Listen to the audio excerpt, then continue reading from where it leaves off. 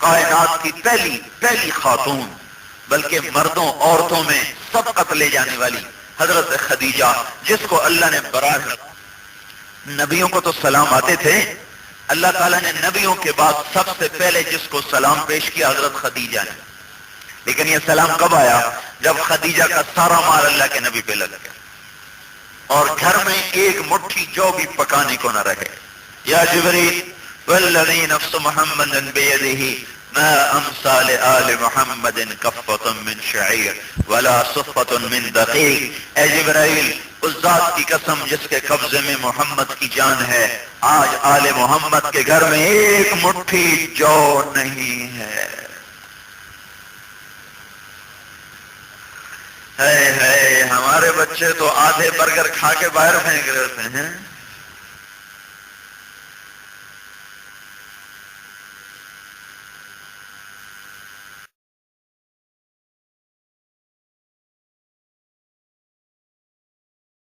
نہیں، کوئی تو اس کے اندر ایسا چھپا ہوا ہے زہر جس سے وہ بچنا چاہتے ہیں، تڑپ رہے ہیں، پیڑ کو کبھی یوں چارپائی سے لگاتے، کبھی یوں لگاتے ہیں۔ وہ پتھر اس لیے باندھتے تھے کہ آنتیں دب جائیں اور ان میں جو بھوک کی ایک پکار مچی ہوئی ہے وہ بند ہو جائے، اس لیے پتھر باندھتے تھے۔ تو اس دن اپنے پیٹ کو چارپائی سے کبھی یوں لگائیں، کبھی یوں لگائیں، آخر التاشا رضی اللہ عنہ پھوٹ کے رو پڑے۔ آپ اتنی مشقت کیوں برداشت کر رہے ہیں یا رسول؟ کہا عائشہ میں اپنے بھائیوں کے طریقے پہ چلنا چاہتا ہوں، مجھ سے پہلے جتنے نبی آئے انہوں نے ایسے ہی فاقے برداشت کیے، میں نہیں چاہتا اپنے بھائیوں کے طریقے سے ہٹوں، میں چاہوں تو یہ پہاڑ سونا بن کے میرے سامنے ڈھیر ہو جائے۔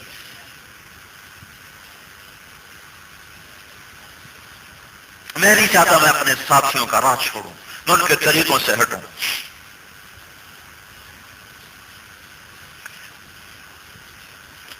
ان کو نمونہ بناؤ جن کے پیچھے چل کے آپ کو منزل ملے۔ وہ اللہ کے نبی کی عورتیں ہیں جن کو اللہ تعالیٰ اعزاز لستن کاحد من النساء، اے میرے نبی کی بیویوں تمہاری جیسی کوئی عورت ہے ہی کوئی، تمہارے جیسی کوئی دنیا میں ہے ہی کوئی نہیں، تو آپ ان کے پیچھے کیوں نہیں چلتے؟ مغرب کی عورت کے پیچھے چل رہی ہیں، مغرب میں جا کے تو سورج بھی اندھا ہو جاتا ہے، آپ کون سی روشنی دیکھنا چاہتے ہیں؟ مغرب میں تو سورج بھی ڈوب جاتا ہے، یہ ہماری عورت مغرب کی تہذیب میں کون سا طلوع ہونا دیکھ رہے ہیں؟ یہ ہمارے نوجوان پتلونے کسے ہوئے، ٹائیاں لٹکائے ہوئے ایسے پھر رہے ہیں فخر کے ساتھ جیسے کوئی ہمالیہ چوٹی سر کر لی ہو۔ مغرب کی تہذیب، مغرب میں تو سورج بھی ڈوبتا ہے، سورج بھی، ہم کیسے طلوع ہو سکتے ہیں مغرب کے پیچھے چل کے؟ مغرب تو اندھیروں کی جگہ ہے، مشرق روشنیوں کی جگہ۔ اللہ نے ہمارے نبی کو مشرق کے سینٹر میں پیدا کی، مڈل ایسٹ، مشرق کا بھی سینٹر مکہ مکرمہ مشرق وسطی میں ہے۔ ہمارا نبی مشرق سے ابھرا، ہمیشہ سورج مشرق سے روشنیاں پھیلاتا ہے، مغرب تک کو روشن کر دیتا ہے، لیکن یہی سورج جب مغربی افق کو چھوتا ہے تو اس کے گہرے غار اور اس کی سیاہ تاریکیاں سورج پر بھی چادر سیاہ چڑھا کر اسے بھی اندھا کر دیتی ہیں۔ ہماری بچی مغرب کی تہذیب میں کون سی روشنی دیکھ رہی ہے؟ ہماری بیٹیوں کو مغرب میں کیا نظر آ رہا ہے؟ ہمارے ان بچوں کو مغرب میں کیا نظر آ رہا ہے؟ یہ کون سی عزت دیکھنا چاہتے ہیں؟ کیسے کوئی سمجھ میں نہیں آتا، بے بسی ہے۔ اتنی بات پہ لوگ سب کچھ توڑ کے چلے جاتے ہیں، کیا کریں گے پھر، معاشرہ ہی ایسا ہے، کیا کریں گے پھر، گزارا نہیں ہے، گزارا کیسے کریں گے؟ اتنا کیا کہتے سب کچھ درہم برہم کر کے ایسے پھینک دیتے ہیں جیسے ردی کے کاغذ کو پھاڑ کر ردی کی ٹوکری میں پھینک دیا گیا۔ تو ہمارے لیے دنیا اور آخرت کی کامیابی کا راستہ حضرت محمد صلی اللہ علیہ وسلم لے کر آئے ہیں۔ اس راستے پر چلانے کے لیے نسل کو تیار کرنا یہ عورت کی ذمہ داری ہے۔ تبلیغ والوں کا تو ہم پہ احسان ہے، کام ہمارا تھا، کر وہ رہے ہیں۔ اللہ تعالیٰ نے عورت کے ذمے شرعاً خامد کی روٹی پکانا ذمے نہیں رکھا، خامد کے کپڑے دھونا ذمے نہیں لگایا، خاوند کے لیے اس کے کپڑے تیار کرنا، اس کا کھانا تیار کرنا، اس کی چائے تیار کرنا، اس کا ناشتہ تیار کرنا، حتیٰ کہ بچوں کے لیے بھی روٹی پکانا عورت کے ذمے نہیں ہے، احساناً ہے، احسان ہے بیوی کا اگر وہ خاوند کے لیے کھانا تیار کرے، بچوں کے لیے کھانا تیار کرے، کپڑے دھوئے، اس کے گھر کو صاف کرے۔ تو پھر یہ ہے کس لیے؟ جب یہ کام اس کے ذمے شرعاً نہیں ہے تو اس کے ذمے ہے کیا؟ اس کے ذمے بہت بڑا کام ہے، اس کے ذمے ہے نسل تیار کرے، نسل، صرف بچے پیدا کرنا میں نہیں مراد لے رہا ہوں، ایسی نسل جو اس کی گود میں جب پروان چڑھے تو وہ کامل ایمان والی ہو، کامل حیا والی ہو۔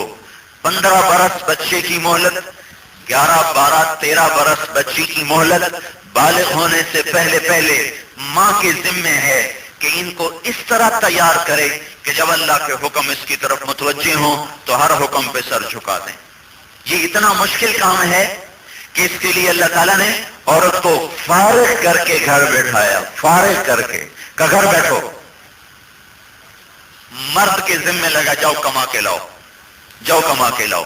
اسلام سے پہلے عورت کی حیثیت ایک جانور کی تھی، یہود کے نزدیک عورت ایک جانور، عرب کے نزدیک عورت ایک غلام، ایک باندی، اپنی ضرورت پوری کرو دھکا دے دو، جوتی کی طرح بدل کے ادھر پھینکو ادھر پھینکو۔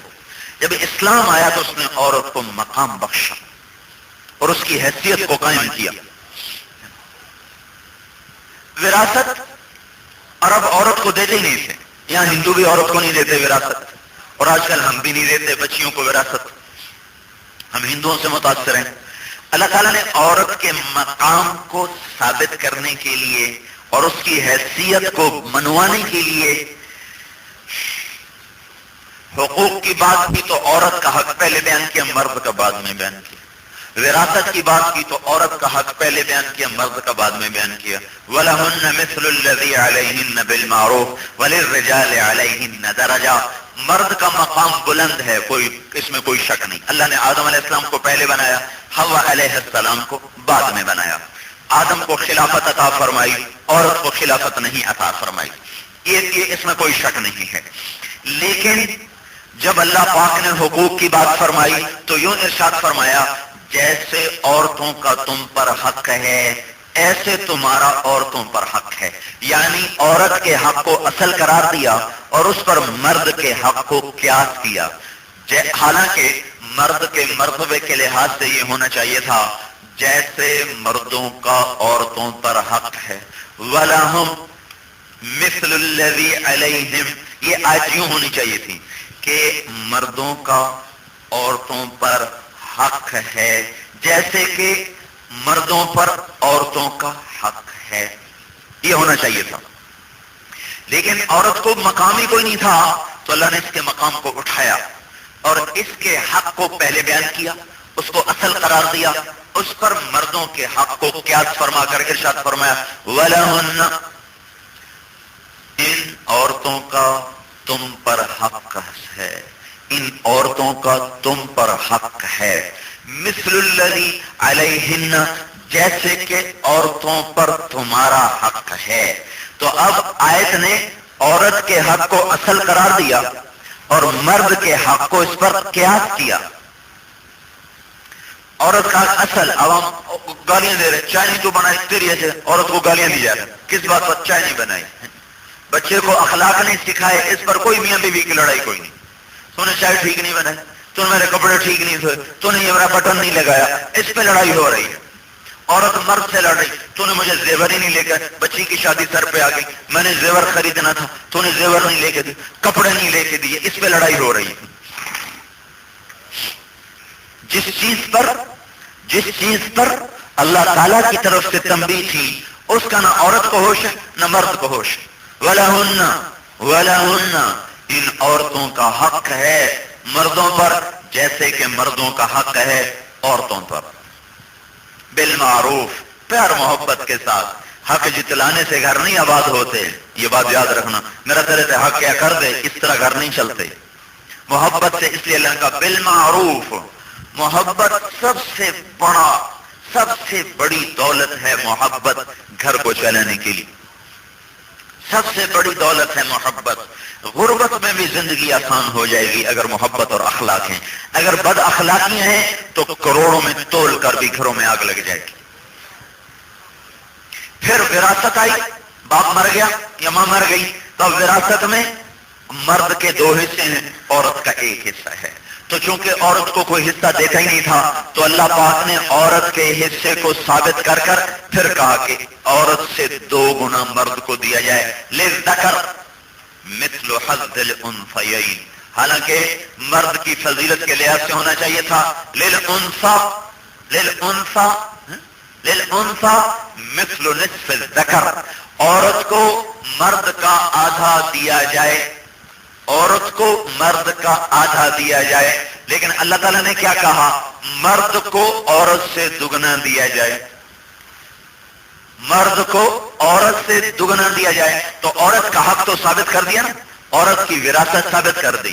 للذکر مثل حظ الانثیین، 2 بیٹیوں کو جتنا ہم نے کہا ہے 2، اتنا 1 بیٹے کو دے دیا جائے. تو اللہ پاک نے بیٹی کا حق ثابت کر کے اس پر بیٹے کے حق کا قیاس کروایا، عورت کا حق ثابت کر کے خاوند کا حق اس پہ قیاس کروایا، بیٹی کی وراثت کو ثابت کر کے اس پر بیٹے کی وراثت کو قیاس کروایا. عورت کے مقام کو بتانے کے لیے. یہ ہے کس لیے؟ صرف بن ٹھن کے بیٹھی رہے، صرف اس لیے ہے. کام کیا ہے اس کے ذمے؟ وہ کام کیا ہے؟ اولاد کو مسلمان بنا کے مرو، اولاد کو تقوی سکھا کے مرو. ابراہیم علیہ السلام جب چھوڑ کر گئے اسماعیل علیہ السلام کو تو وہ چند مہینے کے تھے، ان کو پتہ بھی نہیں تھا میں کون ہوں، میری ماں کیا، میرا باپ کیا. 1 سال کے بعد ملنے کے لیے آئے تو 1 سال کے بچے کو پتہ ہی نہیں ہوتا باپ کون ماں کون، کچھ پتہ چل جاتا ہے تھوڑا بہت. پھر اس کے بعد جو آئے ہیں 6 برس کے بعد تقریباً، کوئی آج تک کسی کتاب میں ملا نہیں کہ ذبح کرنے کب آئے، لیکن قرآن کی جو آیت ہے فلما بلغ معه السعی، جب وہ دوڑنے لگے تو اس سے اندازہ لگتا ہے کہ 5-6 سال کے ہوں گے، 8 سال ہوں گے.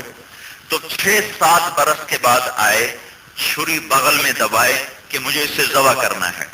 مینا میں لے چلے. آپ کہنے لگے بیٹا میں نے تو تجھے ذبح کرنا ہے، تیرا کیا خیال ہے؟ اللہ کا حکم ہے. اس بچے کو باپ کی صحبت حاصل نہیں ہے، خلیل اللہ کی صحبت اس کو حاصل نہیں، اس سے صرف ماں کی صحبت حاصل ہے. 6 برس 8 برس کے بچے کو ماں نے اتنے بڑے مقام پر پہنچا دیا کہ اس نے کہا افعل ما تؤمر، اے میرے باپ فوراً کر، جو کہا گیا ہے فوراً کر، جو کہا گیا ہے اسی طرح کر، ما تؤمر جیسے کہا گیا ہے ویسے ہی کر. ستجدنی انشاءاللہ من الصابرین، تو دیکھ لے گا میرے منہ سے اف بھی نہیں نکلے گی. یہ کام ہے ہماری عورتوں کے ذمے، یہ کرتی نہیں. یہ کرو.